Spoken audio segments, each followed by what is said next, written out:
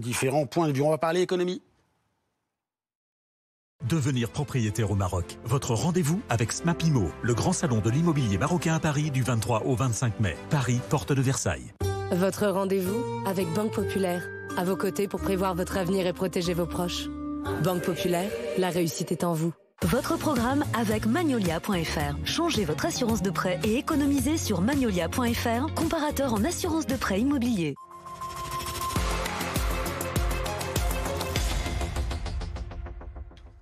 Et on va parler avec Fanny Wegscheider. Bonjour Fanny. Bonjour. Des enlèvements, séquestrations, actes de torture dans le milieu des crypto-monnaies. Bruno Retailleau a fait hier une série de propositions pour mieux les protéger. À quoi a abouti cette réunion, Fanny? À une série de mesures immédiates qui ont été définies et élaborées et précisées ensuite dans un communiqué de presse. Parmi les premières mesures, il y a celle de la collaboration qui sera renforcée avec les forces de sécurité intérieure.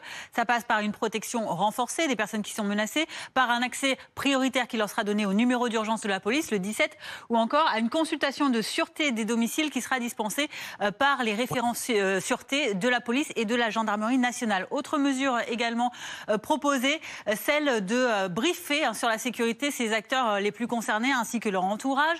Ce sera assuré par l'élite de la police et de la gendarmerie, le GIGN, le RAID ou encore la BRI. Autre mesure également qui ont été annoncées par le ministère de l'Intérieur hier, un double point de contact, c'était le 17 donc pour toutes les urgences, mais aussi l'accès au ComCyber MI. C'est le commandement du ministère de l'Intérieur chargé du cyberespace.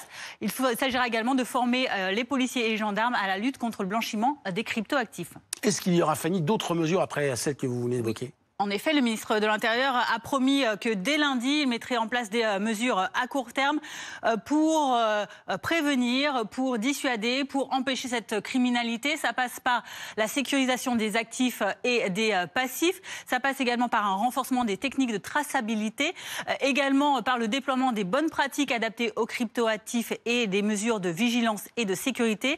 Par ailleurs, l'ADAN, l'association de développement des actifs numériques, et le ComCyber MI vont travailler à partir de la semaine prochaine à élaborer un plan d'action national. Merci beaucoup Fanny, c'était Lydie Decaux.